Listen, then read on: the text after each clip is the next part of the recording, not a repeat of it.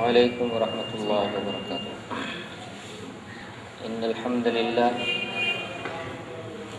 نحمده ونستعینه ونستغفره ونعوذ باللہ من شرور انفسنا ومن سیئات اعمالنا، من يهده الله فلا مضل له ومن يضلل فلا هادي له،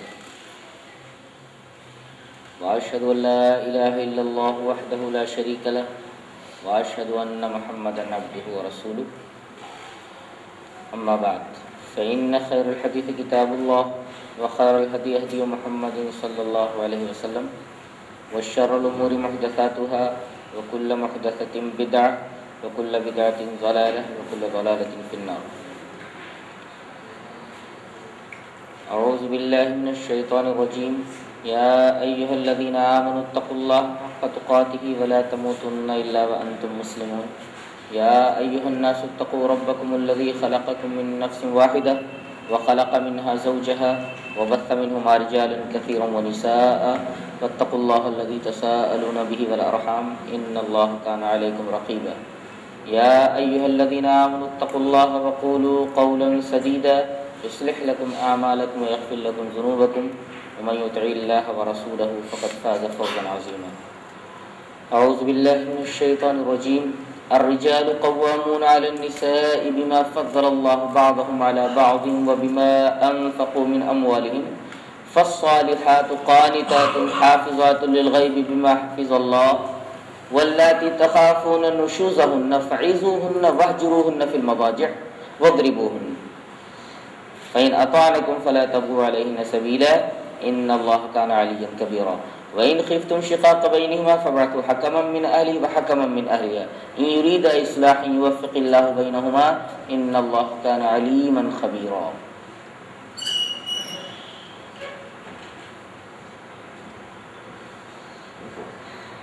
حضرات علماء کرام، محترم بزرگوں، نوجوان بھائیوں، پیارے بچوں، پردہ نشین ماں اور بہن، معاشرتی زندگی میں نکاح اور طلاق کو بڑی اہمیت حاصل ہے۔ دوسرے مذاہب میں نکاح و طلاق کے باب میں بڑی افراط اور تفریط پائی جاتی ہے۔ مثلا عیسائیت کا ایک دور وہ تھا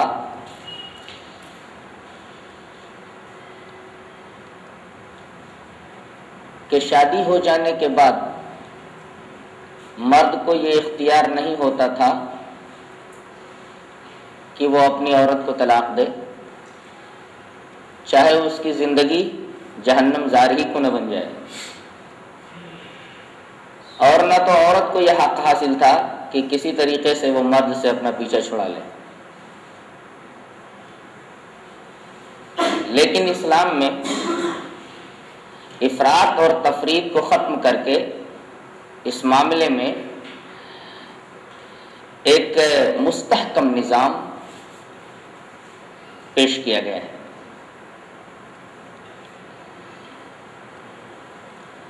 آپ غور کریں تو آپ کو پتہ چلے گا کہ نکاح وہ مقدس عمل ہے جس کی وجہ سے ایک خاندان وجود میں آتا ہے۔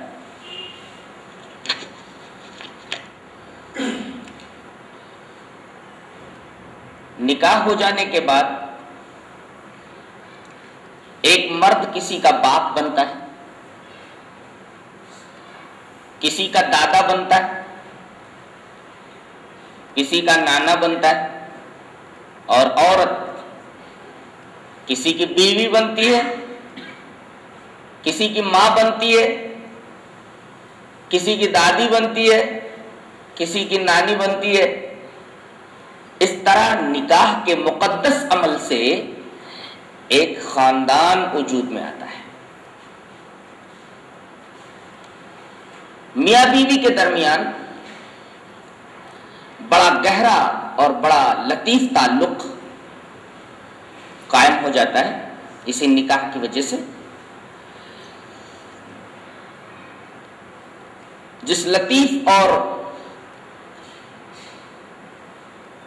گہرے تعلق کو قرآن حکیم میں یوں بیان کیا گیا ہے، ہن لباس لکم وانتم لباس لہم، عورتیں مردوں کا لباس ہیں اور مرد عورتوں کا لباس۔ ان کے درمیان جو ایک گہرا اور لطیف تعلق ہے، اس لطیف تعلق کو اتنے بہترین انداز میں اللہ تبارک و تعالی نے بیان فرمایا ہے کہ اس سے بہتر انداز میں اس لطیف تعلق کو واضح اور بیان نہیں کیا جا سکتا۔ اسلام یہ چاہتا ہے کہ میاں بیوی کے درمیان نکاح کے ذریعے جو تعلق پیدا ہوا ہے، جو گہرا ربط پیدا ہوا ہے، جس میثاق غلیظ کا انہوں نے اقرار کیا ہے، یہ مضبوط بندھن، یہ گہرا تعلق ہمیشہ برقرار رہے۔ وہ نہیں چاہتا کہ کبھی اس تعلق میں درار آئے، لیکن انسان کے ساتھ شیطان بھی ہے، انسان کے ساتھ اس کا نفس بھی ہے، انسان کے ساتھ اس کا غلط ماحول بھی ہے، انسان کے ساتھ اس کے جذبات ہیں، انسان کے ساتھ اس کے خواہشات ہیں، اور بہت ساری چیزیں انسان کے ساتھ لگی ہوئی ہیں، جس کی وجہ سے اس نازک آبگینے میں بال آ جاتا ہے۔ اور اس میں سب سے بڑا رول شیطان ادا کرتا ہے۔ وہ حدیث تو آپ برابر سنتے رہتے ہیں کہ شیطان اپنے تخت کو ہر روز پانی پر بچھاتا ہے اور اس کے بعد اپنے کارندوں کو پوری دنیا میں بھیجتا ہے، اور پھر یہ واپس آ کر کے شیطان کو رپورٹ دیتے ہیں کہ میں نے یہ کام سر انجام دیا، تو وہ بولتا ہے تم نے کچھ نہیں کیا۔ ایک شیطان کہتا ہے کہ میں نے یہ کام سر انجام دیا، شیطان کہتا ہے تم نے کوئی کام نہیں کیا۔ وہیں ایک شیطان آ کر کے یہ بولتا ہے کہ آج میں نے میاں بیوی کے درمیان تفریق پیدا کر دی، وہ کہتا ہاں یہ کام تم نے کیا ہے، آ جاؤ میرے پاس، آ جاؤ میرے بغل میں میرے تخت کے اوپر بیٹھ جاؤ، کم کرو اس کو، ذرا کم کرو، کاہے کو اتنا لمبا چوڑا کرو۔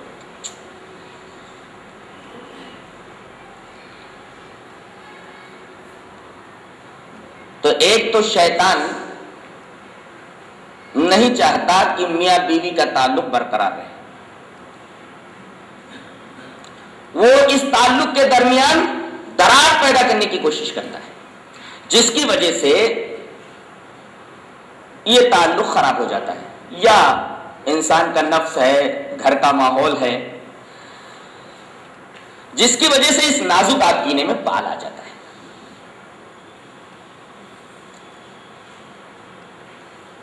لیکن اسلام حتی الامکان یہ چاہتا ہے کہ یہ تعلق برقرار ہی رہے، اس کے لیے اس نے کچھ اصول وضع کیے، اور یہ اصول بڑے ہی حکیمانہ ہیں۔ مثلا اللہ تبارک و تعالی نے ارشاد فرمایا،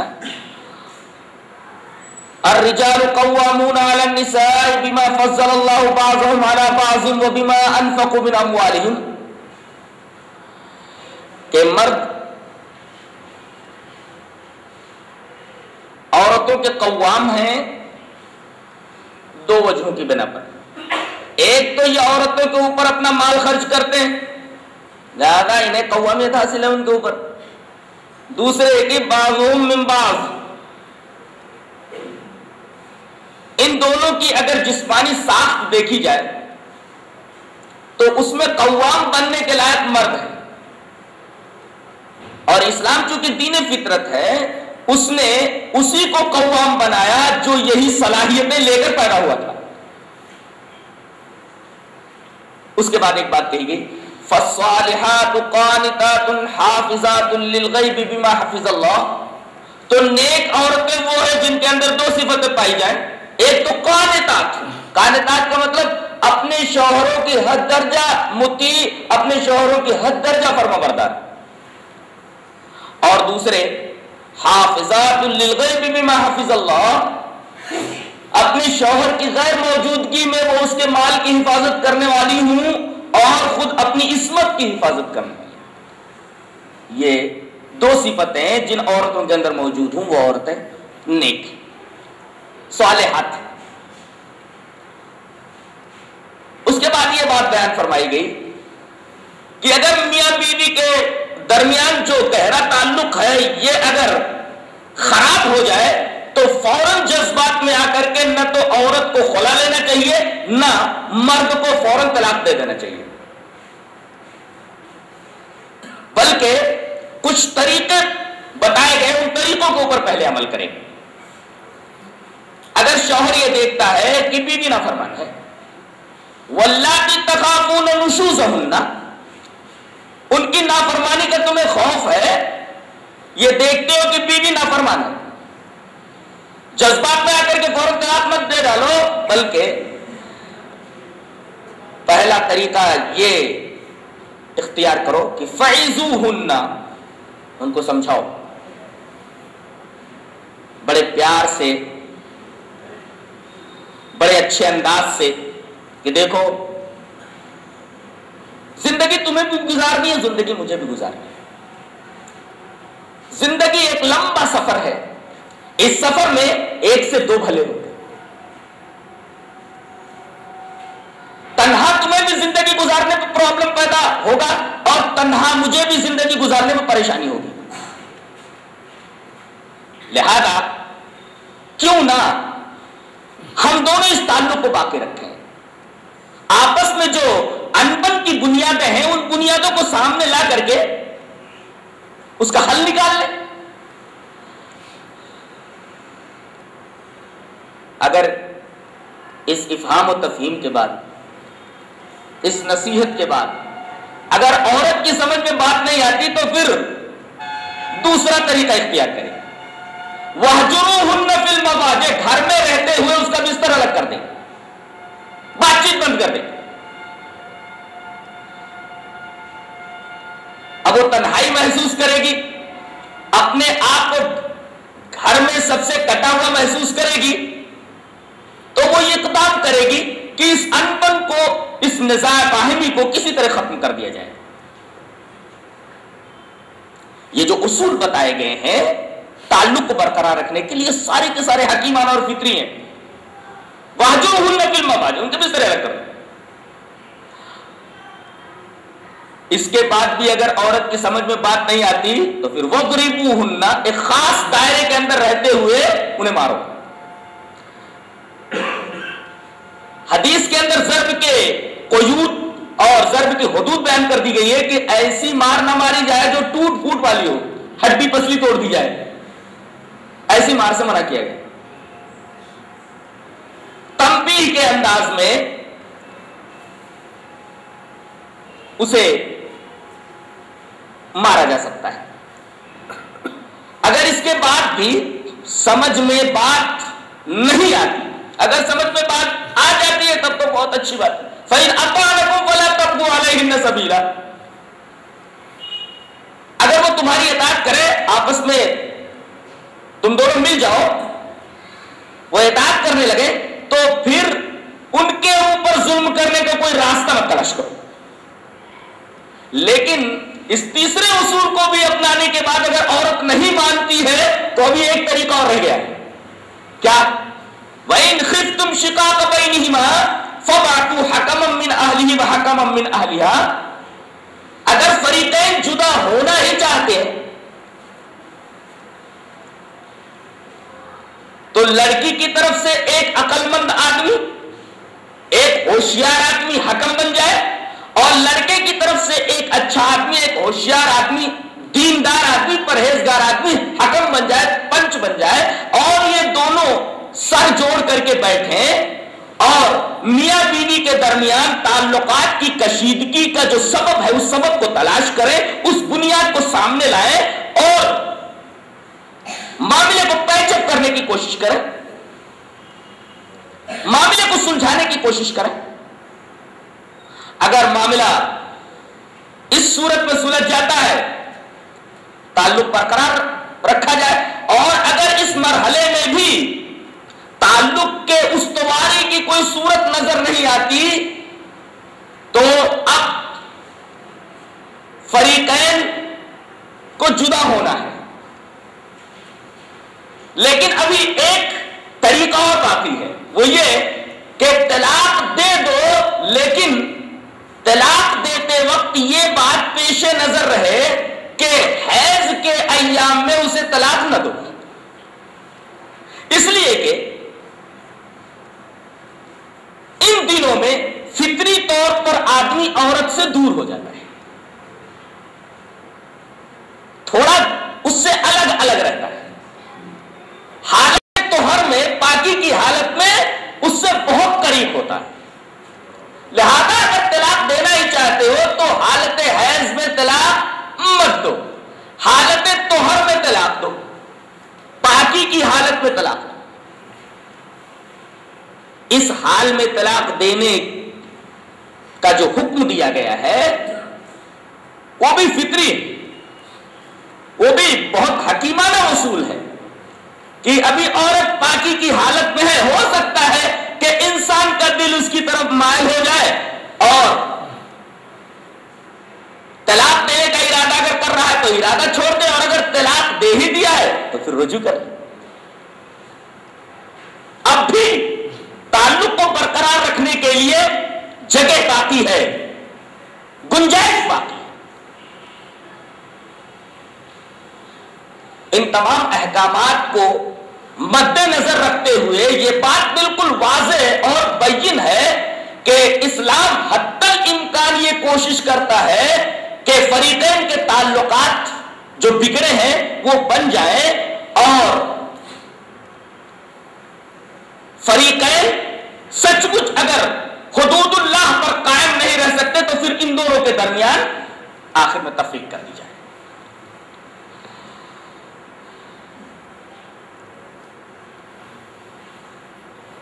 یہ جدائی اور علیحدگی اختیار کرنے کا جب ارادہ ہو تو یہ فطری اصول ہیں جن کو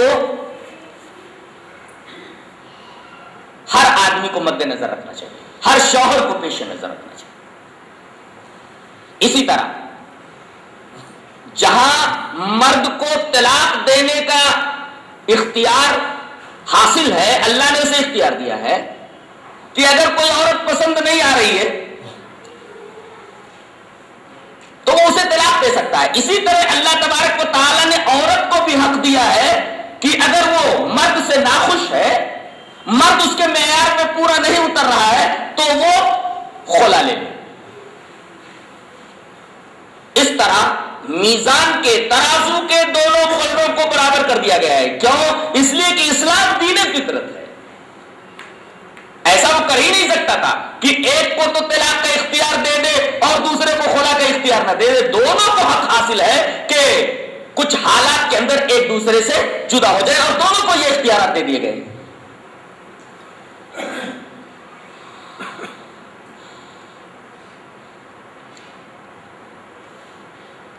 طہر میں طلاق دے تو اس کی کیا شکل ہے؟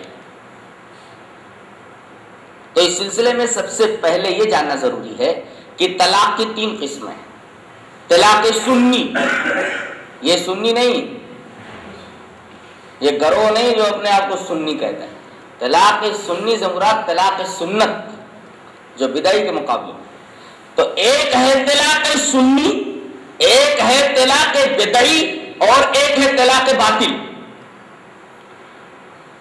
طلاق باطل کو اول مرحلہ میں سمجھ لیا جائے کہ اس کی حقیقت کیا ہے کہ اگر کوئی آدمی ایک ہی مجلس کے اندر 3 طلاق دے دیتا ہے تو یہ طلاق باطل ہے، اس لیے کہ یہ طلاق واقعی نہیں ہوتی۔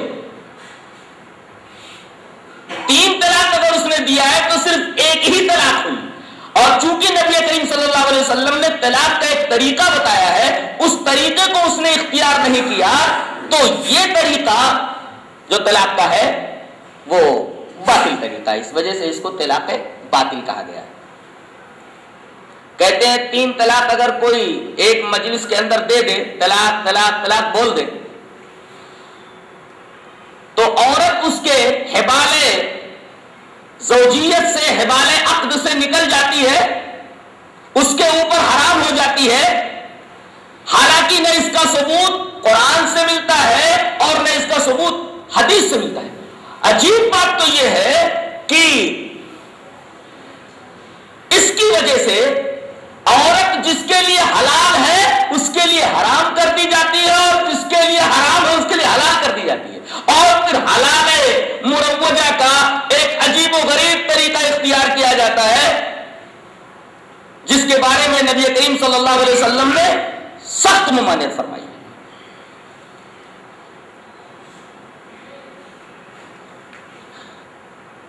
اسلام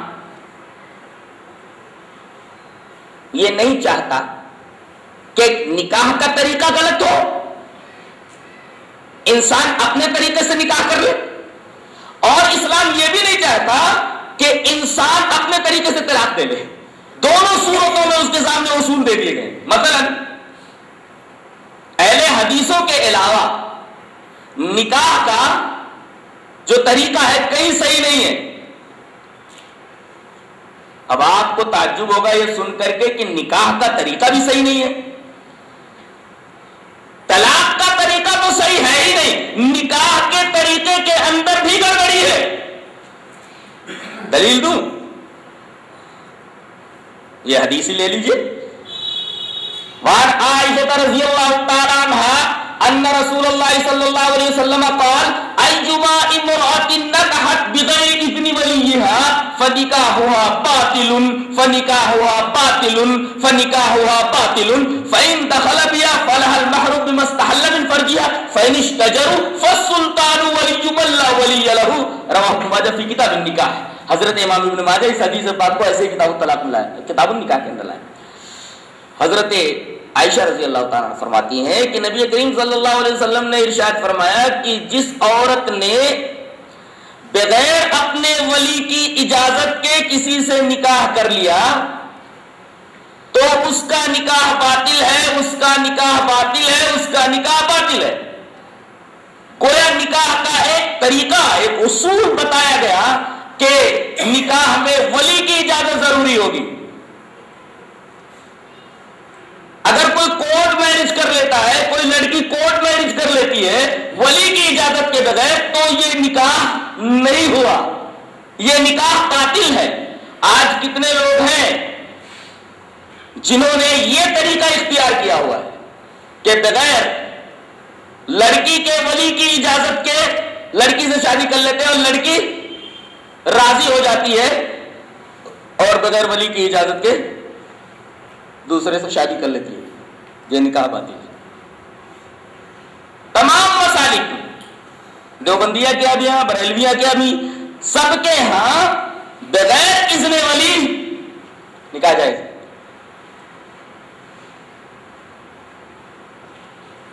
تو نکاح کے معاملے میں اللہ اور اس کے رسول نے جو قانون دیا تھا، دوسرے مسالک کے لوگوں نے اس قانون کا احترام نہیں کیا۔ اب اگر اس بات کی اجازت دے دی جائے کہ لڑکی بغیر ولی کی اجازت کے شادی کر سکتی ہے تو معاشرے کے اندر کتنا فساد پھیل سکتا ہے، یہ کسی بصیرت رکھنے والے کے اوپر مخفی نہیں ہے۔ آج یورپ کا جو خاندانی نظام تباہ ہو کر کے رہ گیا ہے، چھوٹی چھوٹی بچیاں حمل سے ہو جاتی ہیں، بے شمار بچے ناجائز پیدا ہوتے ہیں اور گلیوں کے اندر، شہروں کے اندر جرائم کرتے پھرتے ہیں۔ سنگل فادر اور سنگل مدر تو گلی گلی میں پائی جاتی ہے۔ اگر نکاح کا یہ طریقہ بغیر اذن ولی رائج کر دیا جائے تو بتائیے معاشرہ کتنے بڑے فساد سے دوچار ہو سکتا ہے، ہر عقل مند آدمی سوچنے پر مجبور ہو جائے گا۔ تو نکاح کا طریقہ بھی صحیح نہیں اور طلاق کا طریقہ بھی صحیح نہیں۔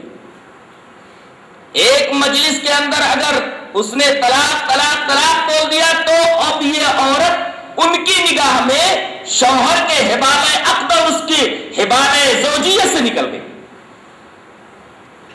دلیل کیا دیتے ہیں؟ حضرت عمر رضی اللہ تعالیٰ عنہ نے ایک مجلس کی 3 طلاق کو 3 نافذ کیا تھا،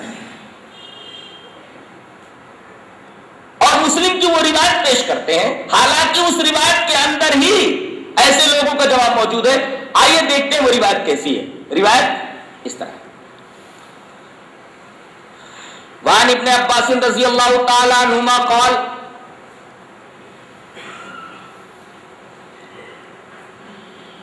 كان الطلاق على عهد رسول الله صلى الله عليه وسلم وابي بكر رضي الله تعالى عنه وسنتين من خلافة عمر رضي الله تعالى عنه طلاق الثلاث واحدة. قال عمر رضي الله تعالى عنه ان الناس استعجلوا في امر كانت لهم فيه انات فلو امزيناه عليهم امزاه عليهم. رواه مسلم کی کتاب الطلاق. حضرت امام مسلم اس حدیث پاک کو ایسے کتاب الطلاق میں لائے. حضرت ابن عباس فرماتے ہیں کہ رسول اللہ صلی اللہ علیہ وسلم کے زمانے میں 3 طلاق ایک مانی جاتی تھی. طلاق الثلاث واحدۃ، 3 طلاق ایک مانی جاتی تھی. اور کس کے زمانے میں؟ علی عہد ابی بکر رضی اللہ عنہ. حضرت ابو بکر رضی اللہ تعالیٰ عنہ کے دور میں بھی 3 طلاق ایک ہی مانی جاتی تھی. اور حضرت عمر رضی اللہ تعالیٰ عنہ کے دور خلافت کے ابتدائی 2 سالوں کے اندر بھی 3 طلاق ایک ہی مانی جاتی تھی. حضرت عمر رضی اللہ تعالیٰ عنہ نے جو 3 طلاق ایک مجلس کی 3 نافذ کر دیا، اس کی وجہ بھی بتائی گئی ہے کہ لوگ کثرت سے طلاقیں دینے لگے تھے تو تنبیہ کے لیے، تعدیب کے لیے اور طلاق پر روک لگانے کی وجہ سے، کثرت طلاق پر قدغن لگانے کی وجہ سے انہوں نے ایسا کیا تھا. اور اگر انہوں نے ایسا کیا بھی تو یہ عمل ان کا ہمارے لیے حجت نہیں ہے. ہمارے لیے تو وہی عمل حجت ہے جو نبی کے زمانے میں تھا. ہمارے لیے وہی عمل حجت ہے جو حضرت ابو بکر کے زمانے میں تھا. ہمارے لیے وہی عمل حجت ہے جو حضرت عمر رضی اللہ تعالیٰ عنہ کی خلافت کے ابتدائی 2 سالوں کے اندر تھا. اب اگر حضرت عمر رضی اللہ تعالیٰ عنہ کسی سیاسی سبب کی وجہ سے، کسی سیاسی وجہ سے اگر 3 طلاق ایک مجلس کی 3 واقع کر دے تو حضرت عمر رضی اللہ تعالیٰ عنہ کا یہ قول چونکہ نبی کریم صلی اللہ علیہ وسلم کے قول و عمل کے خلاف ہے، حضرت عمر کی بات نہیں لی جائے گی. یہ میں نہیں کہہ رہا بلکہ یہ تمام صحابہ کرام کا متفقہ فیصلہ ہے. دلیل اس طرح ہے. وعن ابن شهاب ان سالم بن عبد الله حدثه انه سمع رجلا من اهل الشام وهو يسأل عبد الله بن عمر عن التمتع بالعمرة الى الحج فقال عبد الله بن عمر هي حلال فقال الشامي ان اباك قد نهى عنها فقال عبد الله بن عمر ارايت ان كان ابي نهى عنها وصنعها رسول الله صلى الله عليه وسلم امر ابي اتبع ام امر رسول الله صلى الله عليه وسلم فقال الرجل بل امر رسول الله صلى الله عليه وسلم فقال لقد صنعها رسول الله صلى الله عليه وسلم. رواه الترمذي في كتاب الحج. حضرت امام ترمذی اس حدیث پاک کو کتاب الحج کے اندر لائے. ترجمہ کیا ہے؟ شام کا رہنے والا ایک شخص حضرت عبداللہ ابن عمر کے پاس آیا. کہا حضرت ایک مسئلہ پوچھنا ہے. پوچھو. کہا کہ حج تمتع جائز ہے یا ناجائز ہے؟ حضرت عبداللہ ابن عمر نے کہا حج تمتع جائز ہے. تو وہ شامی بولنے لگا آپ کے ابا عمر تو منع کرتے تھے. ان ابا کا قد نہی عنہ. آپ کے ابا حج تمتع سے منع کرتے تھے، انہوں نے منع کیا. اب آپ کیا بولتے؟ اب دیکھیں حضرت عبداللہ ابن عمر کیا فرمایا. ارايت ان كان ابي نهى عنها وصنعها رسول الله صلی اللہ علیہ وسلم. ذرا مجھے یہ بتا کہ ایک کام کو نبی کریم صلی اللہ علیہ وسلم نے کیا ہے اور میرے باپ نے اس کام سے منع کیا ہے. میرے باپ نے اس کام سے روکا ہے اور نبی نے اس کام کو کیا ہے یا کرنے کا حکم دیا ہے، کرنے کی اجازت دی ہے، کرنے کا اذن اور رخصت دی ہے. تو اب بتا امر ابی اتبع ام امر رسول اللہ صلی اللہ علیہ وسلم. ایک طرف میرے باپ کی بات ہے، ایک طرف نبی کی بات ہے. اب میرے باپ کا حکم مانا جائے گا، میرے باپ کے حکم کی اتباع کی جائے گی یا رسول اللہ صلی اللہ علیہ وسلم کے حکم کی اتباع کی جائے گی؟ امر ابی اتبع ام امر رسول اللہ صلی اللہ علیہ وسلم. شامی نے کہا بل امر رسول اللہ صلی اللہ علیہ وسلم. رسول اللہ صلی اللہ علیہ وسلم کا حکم مانا جائے گا، آپ کی بات مانی جائے گی. تو عبداللہ لقد صنع رسول اللہ صلی اللہ علیہ وسلم. رسول اللہ صلی اللہ علیہ وسلم نے اس کی اجازت دی. ویسے نبی کریم صلی اللہ علیہ وسلم نے جو حج کیا تھا وہ حج قران تھا، لیکن اجازت حج تمتع کی دی ہے. تو اسے اس طرح راوی نے کہہ دیا کہ گویا نبی کریم صلی اللہ علیہ وسلم نے اسے کیا ہے. آپ نے اپنی زندگی میں 4 عمریں کی، ایک حج کیا ہے، وہ حج قران تھا. لیکن چونکہ اجازت حج تمتع کے تعلق سے اسی وجہ سے حدیث پہ الفاظ آئے کہ نبی نے اسے کیا ہے. اگر حکم بھی ہے تو سمجھو کیا ہے، اس لیے کہ نبی کے قول اور فعل میں تضاد نہیں ہوا کرتا. تو لقد صنع رسول اللہ صلی اللہ علیہ وسلم، رسول اللہ صلی اللہ علیہ وسلم نے اسے کیا ہے. یہ حدیث بتا رہی ہے کہ حضرت عمر کا قول اور عمل نبی کے قول و عمل کے مقابلے میں آ جائے تو حضرت عمر کے قول کو چھوڑ دیا جائے گا. یہ خود ان کے بیٹے بول رہے ہیں. اس حدیث کے آئینے میں کیا یہ فیصلہ آسانی سے نہیں کیا جا سکتا کہ اگر حضرت عمر نے ایک مجلس کی 3 طلاق کو 3 نافذ کر دیا تھا لیکن رسول نے اس کی اجازت نہیں دی ہے تو بات کس کی مانی جائے گی؟ نبی کی بات مانی جائے گی. عمر کے اس فعل کو کسی سیاسی مقصد کے اوپر محمول کیا جائے گا اور ان کی غلطی تسلیم کی جائے گی کہ ان سے جو کچھ ہوا غلط تھا اور غلطی پر مبنی تھا. اور انہوں نے وجہ بھی بتا دی ہے. ترجمہ پہلے دیکھ لیں. حضرت ابن عباس فرماتے ہیں کہ رسول اللہ صلی اللہ علیہ وسلم کے زمانے میں، حضرت ابو بکر کے زمانے میں، حضرت عمر کے خلافت کے ابتدائی 2 سالوں کے اندر 3 طلاق ایک مجلس کی ایک ہی مانی جاتی تھی. حضرت عمر نے پھر فرمایا قال عمر رضی اللہ تعالی عنہ، روایت کے اگلے الفاظ سے کہ ان الناس استعجلوا فی امر كانت لهم فیہ انا. ارے لوگ تو اس معاملے میں بہت زیادہ جلدی کرنے لگے ہیں جس معاملے کے اندر انہیں مہلت دی گئی تھی. مہلت کو اختیار نہ کرتے ہوئے انہوں نے اجلت اختیار کر لی. تو اگر وہ ایسا کریں گے تو ہم ان پر 3 طلاق ایک مجلس کی 3 ہی نافذ کر دیں گے. فَأَمْزَاهُ عَلَيْهِمْ، انہوں نے ایسا کیا، ان کے اوپر 3 طلاق جاری کر ہی دی. 3 طلاق اگر کوئی دے دیتا تھا تو اس کی بیوی کو اسے الگ کر دیا جاتا تھا. یہ ایک سیاسی مقصد کے تحت تھا. یہ کوئی قانون نہیں ہے کہ قیامت تک اسے باقی رکھا جائے.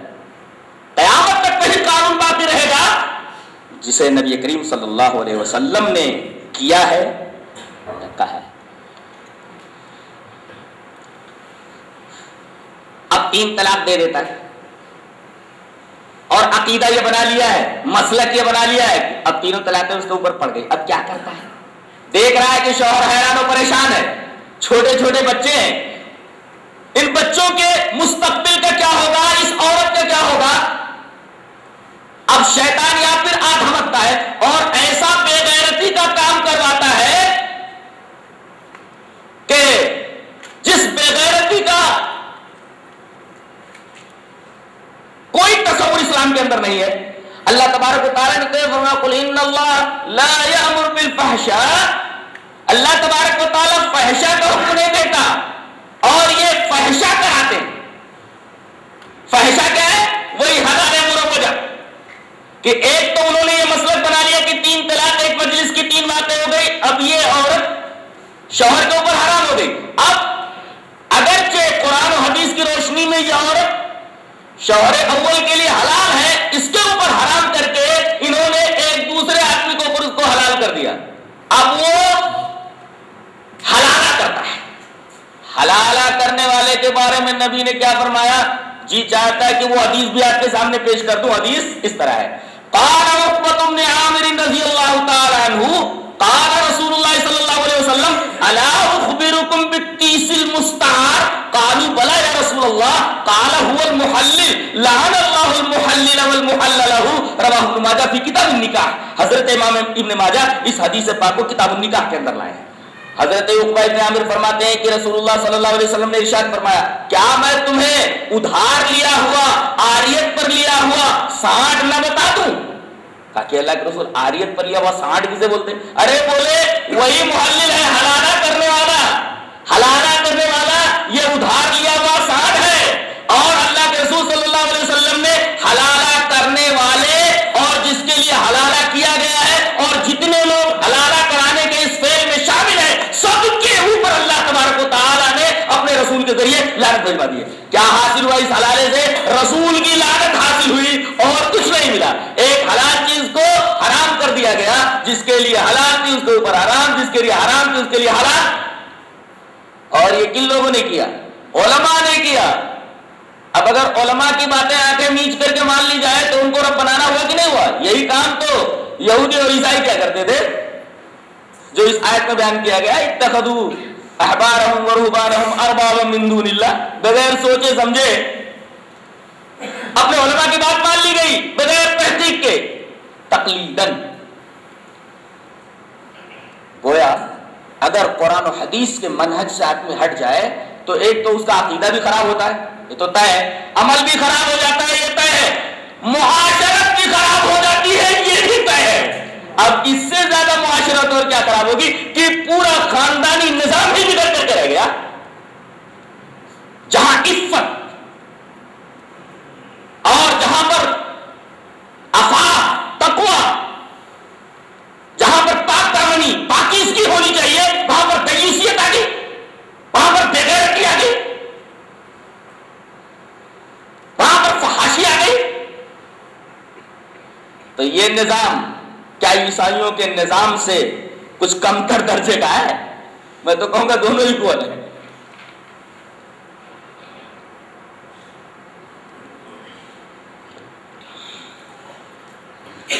بعض لوگ یہ حرکتیں بھی کرتے ہیں دوسرے مسالک والے کہ نکاح ہو گیا، نکاح ہونے کے بعد تھوڑی سی انبن ہو گئی لین دین میں، ماڈرن ڈاکوؤں نے کسی چیز کا مطالبہ کیا تھا، لڑکی والے ان ڈاکوؤں کو دے نہیں سکے، اب ان ڈاکوؤں نے کچھ ایسی گڑبڑی پھیلا دی جس کی وجہ سے معاملہ طلاق پر منتج ہونے والا ہو گیا۔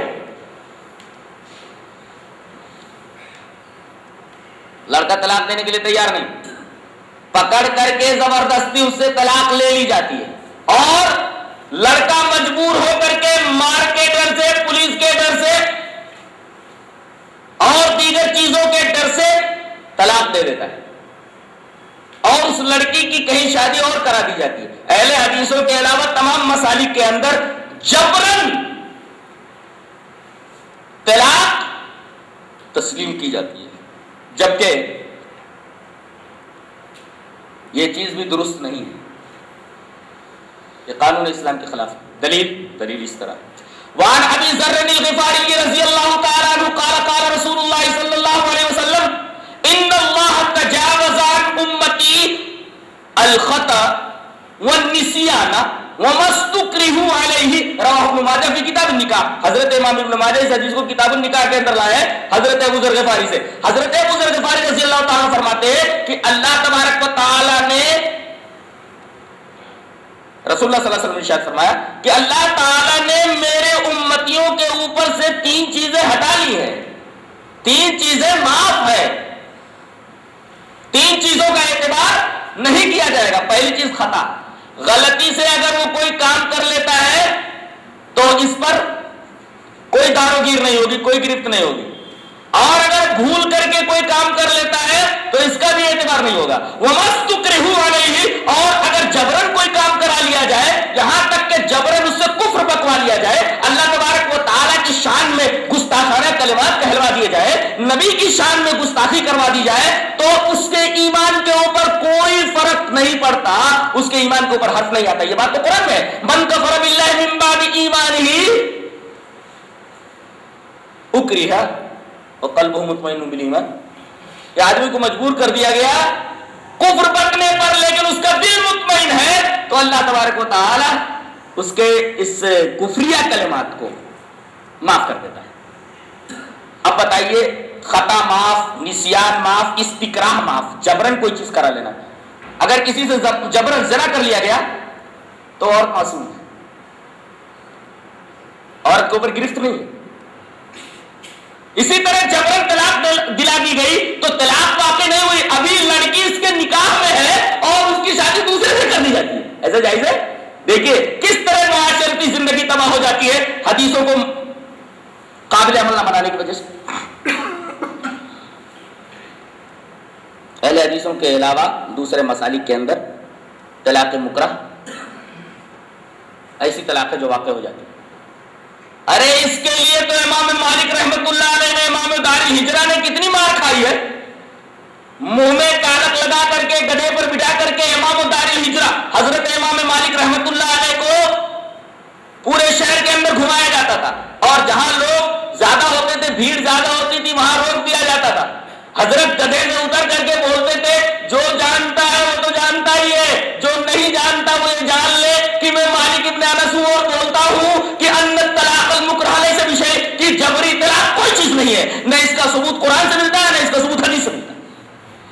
امام مالک رحمۃ اللہ علیہ نے، جن کی پہلی کتاب حدیث کے اندر موطا امام مالک، یہ محدث مار کھا چکا ہے اس مسئلے کے تعلق سے.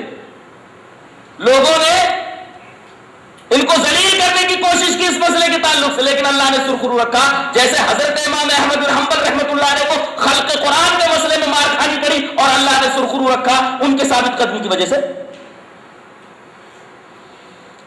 تو ان نئے نئے مسائل نے جو قرآن و حدیث سے ہٹے ہوئے، انہوں نے بڑے بڑے فتنے برپا کیے ہیں. کہتے ہیں ہمیں اماموں سے بڑی محبت ہے، ہم اماموں کو مانتے. امام مالک تو کہتے ہیں طلاق مکرہ کوئی چیز نہیں ہے، اور تم کہتے ہیں طلاق مکرہ ہو جاتی ہے. کہاں مانا تم نے امام کو؟ جھوٹ بولتے ہو تم کہ ہم امام کو مانتے.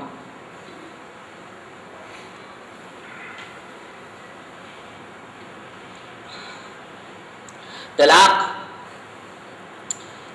کیسے دی جائے؟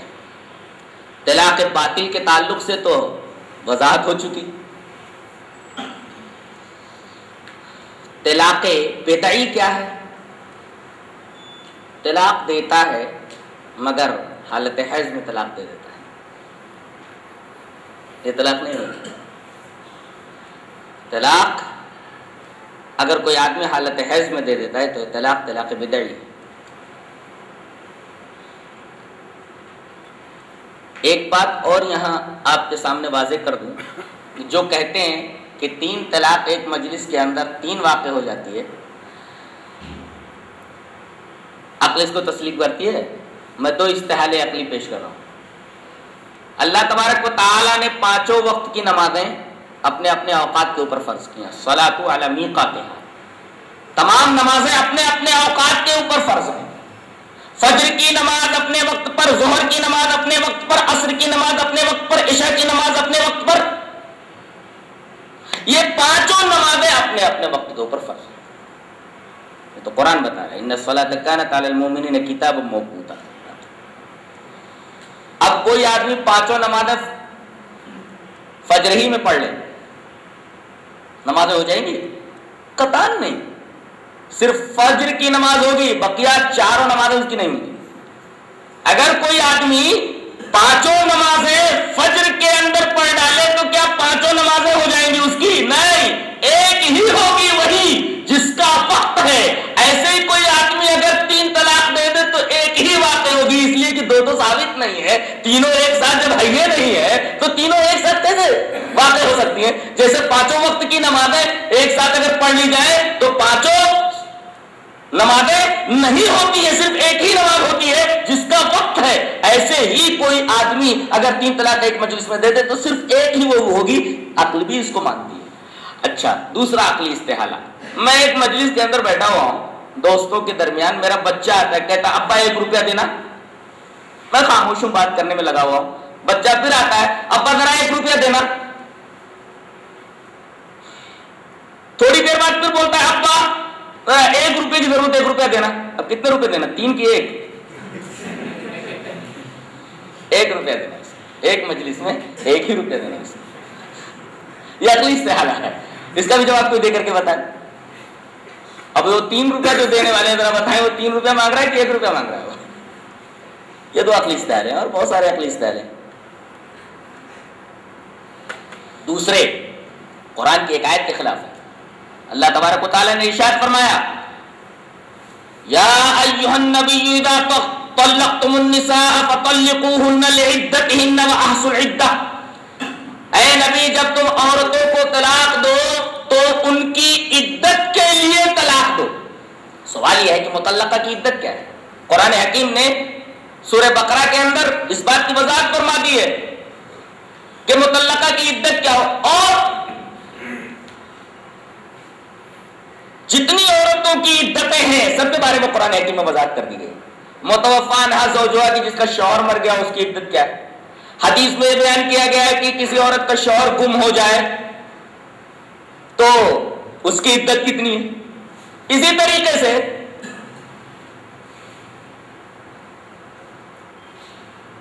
کوئی عورت مطلقہ غیر مدخولہ ہے، اس کی عدت ہے کیا نہیں ہے؟ پوری وضاحت قرآن حکیم میں اور احادیث میں کر دی گئی ہے. اب سورہ بقرہ کی آیت بتا رہی ہے والمطلقات یتربصن بانفسہن ثلاثۃ قروء. مطلقہ کی عدت 3 حیض ہے یا 3 طہر ہے؟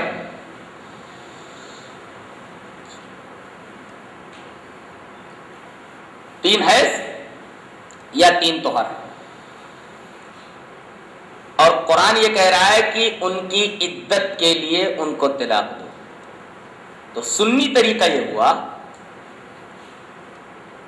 کہ طہر کی حالت میں 1 مہینے کے اندر اس کو ایک طلاق دے دے اور اس کے بعد چھوڑ دے. اس کی پوری عدت گزر جائے 3 مہینے کی.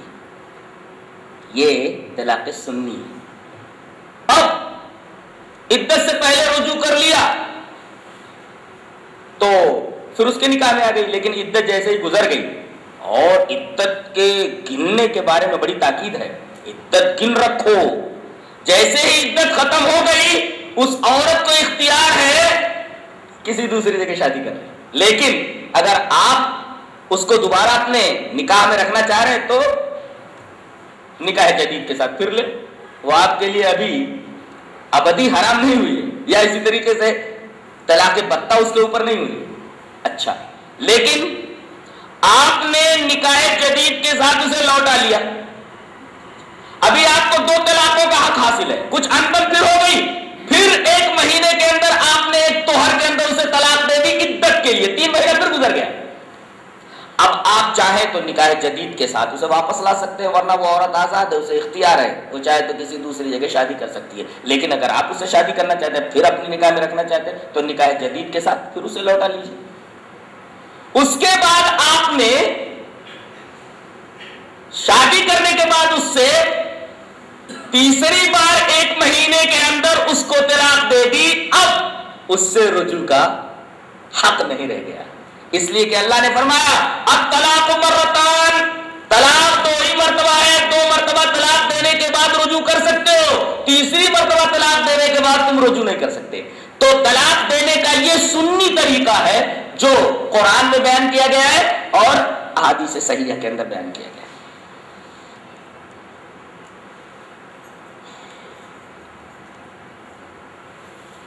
اب آئیے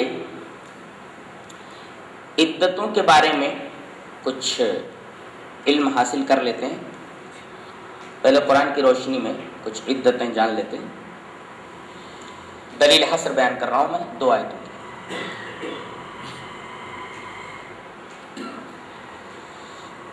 لا جناح علیکم ان طلقتم النساء ما لم تمسوهن او تفرضوا لهن فريضة ومتعوهن على الموسع قدره وعلى المقتر قدره متاعا بالمعروف حقا على المحسنين وان طلقتموهن من قبل ان تمسوهن وقد فرضتم لهن فريضة فنصف ما فرضتم الا ان يعفون او يعفو الذي بيده عقدة النكاح وان تعفوا اقرب للتقوى.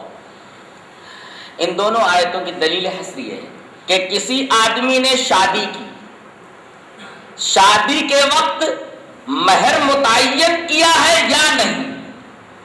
مہر اگر متعین ہے تو اس کی 2 صورتیں، دخول سے پہلے طلاق ہو گئی ہے یا دخول کے بعد. دخول کے بعد اگر طلاق ہوئی ہے تو پوری مہر دے گا. دخول سے پہلے اگر طلاق ہو گئی ہے تو فنس آدھی طلاق دیں گے. اور نکاح کے وقت اگر مہر متعین نہیں تو پھر 2 صورتیں، دخول سے پہلے طلاق دیا ہے یا دخول کے بعد. اگر دخول سے پہلے طلاق دیا ہے تو جوڑا کپڑا وغیرہ دے دے، اور دخول کے بعد اگر طلاق دیا تو مہر مثل دینا پڑے گا. یہ دلیل ہے. غور سے سن لینا، بات اچھی طرح واضح ہو جائے گی. جس عورت کا شوہر مر گیا ہو اس کی عدت کیا ہے؟ اللہ تبارک تعالیٰ نے ارشاد فرمایا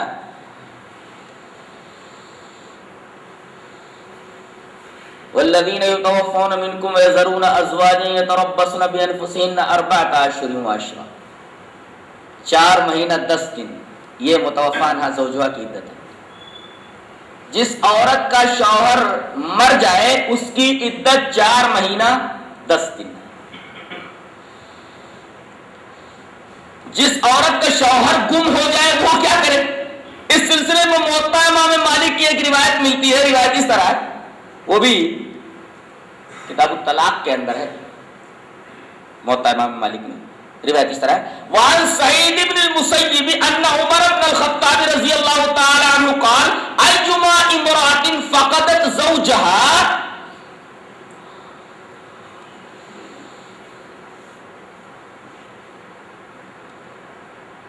وهو لا يدرى أين هو فإنها تنتظر 4 سنين ثم تعتد 4 أشهر و10 ثم تحل. رواہ مالک فی الموطا فی کتاب الطلاق. حضرت سعید بن مسیب فرماتے ہیں کہ حضرت عمر رضی اللہ تعالیٰ عنہ نے فرمایا جس عورت کا شوہر گم ہو گیا ہو تو 4 سال تک تو انتظار کرے. فإنها تنتظر 4 سنين 4 سال تک انتظار کرے. 4 سال کے بعد 4 مہینہ 10 دن کی عدت گزار کر کے 4 اشہر و10 4 مہینہ 10 دن کی عدت گزار کر کے وہ حلال ہو جائے. یہ مفقود الخبر کی بیوی کا حکم ہے. عورتیں اور 2 قسم کی ہوتی ہیں. ایک کم سنی کی وجہ سے ماہواری بند ہو جاتی ہے, ایک زیادہ عمر ہونے کی وجہ سے. ان دونوں کے بارے میں قرآن حکیم نے بتایا واللائی یئسن من المحیض من نسائکم ان ارتبتم فعدتہن 3 اشہر واللائی لم یحضن. دونوں کے لیے 3 مہینہ ہے. جو مایوس ہو گئی ہے, چاہے چھوٹی ہو یا پھر بڑی عمر والی ہے, اس سے جس میں مایوسی ہو گئی, وہ 3 مہینے عدت گزارے گی. اور وہ عورت جس کی شادی ہوئی اور دخول سے پہلے ہی طلاق ہو گئی, اس کے بارے میں اللہ تبارک تعالیٰ نے ارشاد فرمایا سورہ احزاب کے اندر, اس کے اوپر کوئی عدت نہیں ہے. یا ایھا الذین آمنوا اذا نکحتم المؤمنات ثم طلقتموهن من قبل ان تمسوهن. کہ ایمان والو جو تم نکاح کرو اور بغیر دخول کے انہیں طلاق دے دو, فما لکم علیہن من عدۃ تعتدونها, تو غیر مدخولہ مطلقہ اس کے اوپر کوئی عدت نہیں.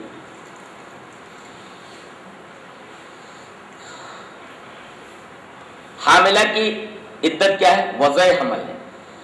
مثلا حالت حمل میں اس نے طلاق دے دیا, حالت حمل میں طلاق کی اجازت ہے, حالت حمل میں اس نے طلاق دے دیا, یا حالت حمل ہی میں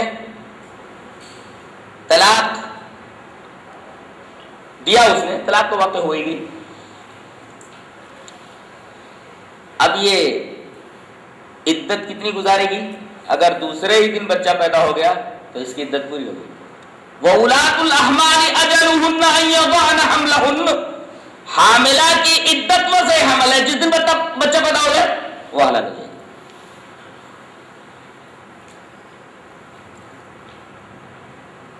یہ عورتوں کی عدت کے تعلق سے کچھ احکامات تھے جو میں نے آپ کے سامنے بیان کیے. خلاصہ یہ کہ معاشرتی زندگی کے اندر کوشش یہ کی جائے کہ بگاڑ پیدا نہ ہو, اور اگر فریقین یہ دیکھتے ہیں کہ حدود اللہ پر قائم نہیں رہ سکتے تو پھر ان کے لیے یہ راستے بتائے گئے طلاق کے, اور اس کی شکلیں بتا دی گئی. رہا عورت کا مسئلہ, اگر وہ کسی اپنے شوہر کو پسند نہیں کرتی تو اب اس سے مطالبہ کرے گی کہ تم مجھے چھوڑ دے. اگر وہ نہیں چھوڑتا تو پنچوں کے درمیان اس مسئلے کو لے جایا جائے گا اور پنچ اس معاملے کو طے کر دیں گے اور عورت کو اس سے جدا کر دیں گے. اب سوال یہ ہے کہ اس حالت میں قرآن حکیم نے ہمیں کیا احکامات دیے ہیں؟ حکم یہ ہے کہ جو مہر کے اندر شوہر نے جو چیز اسے دی تھی وہ چیز اسے واپس کر دیں. جیسے ایک صحابی سے آپ نے فرمایا کہ یہ عورت تمہارے ساتھ نہیں رہنا چاہتی, تو مہر میں تم نے جو اسے باغ دیا ہے نا وہ باغ واپس لے لو, اسے چھوڑ دو. تو جو مہر شوہر دے رہا ہے, دے چکا ہے, وہ واپس لے لے اور اس کو چھوڑ دے. اور اس کو مختلیہ بولتے, اس عورت کو مختلیہ بولتے. اس کی عدت 1 ہے, 1 مہینے کے بعد یہ حلال ہے. اور ایک بات یاد رہے کہ خلا یہ طلاق نہیں ہے. اگر آدمی دوبارہ اس سے نکاح کرنا چاہے نکاح کر سکتا ہے, اس لیے کہ خلا طلاق نہیں ہے. یہ بات اچھی طریقے سے ذہن نشین کی جائے. آگے چند باتیں اور فائدے کے لیے ذہن میں رکھ لیں کہ میاں بیوی کے درمیان اگر تفریق ہو گئی تو اب بچوں کا کیا ہوگا. اس سلسلے میں شریعت نے ہمیں کچھ اصول دیے ہیں, کچھ احکامات دیے ہیں کہ بچہ اگر باشعور ہے تو بچے کے اختیار کے اوپر چھوڑ دیا جائے، چاہے وہ ماں کے ساتھ رہ جائے باپ کے ساتھ رہے۔ اگر بچہ باشعور نہیں ہے تو حدیث کے اندر ہے کہ قرآن دازی کر لی جائے، قرآن جس کے نام نکلے بچے کو اس کے حوالے کر دیا جائے۔ بچہ باشعور ہے تو اسے اختیار دیا جائے، چاہے ماں کے ساتھ رہے چاہے باپ کے ساتھ رہے۔ اگر بچہ باشعور نہیں ہے تو قرآن دازی کر لی جائے، قرآن جس کے نام نکلے بچے کو وہ رکھ لے، چاہے عورت کے نام نکلے تو عورت رکھ لے اور شوہر کے نام نکلے تو شوہر۔ آخری مسئلہ کہ جب تک وہ حالت عدت کے اندر ہے تب تک اس کا نان نفقہ سکنا آپ کو دینا ہے۔ وَاسْكِنُوهُنَّ مِنْ حَيْثُ سَكَنْتُم مِّن وُجْدِكُمْ، جہاں تم ٹھہرتے ہو وہیں ان کو ٹھہراؤ۔ اگر عورت عدت گزار رہی ہے تو اگر ضرورت پڑے تو کہیں جا سکتی ہے، لیکن رات ہونے سے پہلے آ جائے، رات وہی گزارے، شوہر کیا اللہ ہے کہ حالات خراب ہو جائیں اور شوہر کے گھر میں کچھ ایسا ماحول بنا ہوا ہو جہاں اسے اپنی عفت غیر محفوظ معلوم ہو رہی ہو، یا ایسے ویران جگہ پر مکان ہو جہاں پر اسے تکلیف پہنچ جانے کا خطرہ ہو، تو وہاں سے وہ منتقل ہو سکتی ہے۔ ورنہ شوہر نان نفقہ سکنا دے، جب تک عدت گزر نہیں جاتی تب تک اسے اپنے پاس رکھے۔ اس آیت کریمہ سے ایک صاحب نے بڑا پیارا استدلال کیا ہے کہ ٹھیک ہے یہ آیت کریمہ مطلقہ کے بارے میں ہے، لیکن اس سے ایک اور بات معلوم ہوتی ہے کہ کوشش یہ رہے کہ عورت وہیں رہے جہاں آپ رہیں، کمرہ جدا نہیں ہونا چاہیے بولتے ہیں اس آیت کریمہ کی روشنی میں، جہاں آپ رہ رہے ہیں وہیں اس کو رکھو۔ وَاسْكِنُوهُنَّ مِنْ حَيْثُ سَكَنْتُمْ، اور اپنے استطاعت کے مطابق اس کو نان نفقہ دیں۔ وہ اگر کسی بڑی چیز کا مطالبہ کر رہی ہے تو اس کا پورا کرنا آپ کے ذمہ نہیں ہے، آپ اپنی استطاعت کے مطابق اس کا نان نفقہ سکنا پورا کریں۔ اطلاعات کے بارے میں چند مسائل تھے، اللہ تبارک و تعالی ہمیں اچھے عمل اور اچھی سمجھ توفیق عطا فرمائے۔ وآخر دعوانا الحمدللہ رب العالمین۔ السلام علیکم ورحمۃ اللہ وبرکاتہ۔ محترم حاضرین، کل کا جو عنوان ہوگا انشاءاللہ اس کا اعلان کل کیا جائے گا، اور اللہ تعالی ہمیں جو کچھ سنے ہیں اس کے اوپر عمل کرنے اور کتاب و سنت کو سمجھنے کی توفیق دے۔